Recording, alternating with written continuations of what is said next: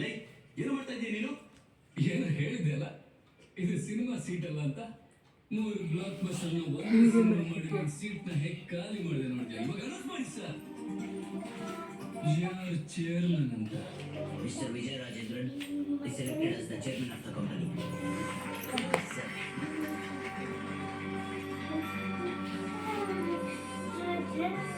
Sir, please take your seat.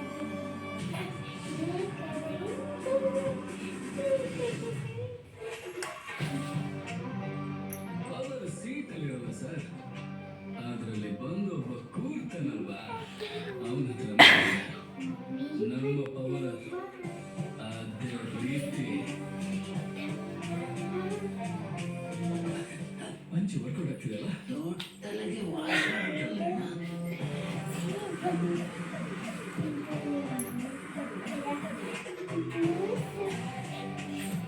ಅವ್ನು first time ಬಂದಿದ್ಯಾ?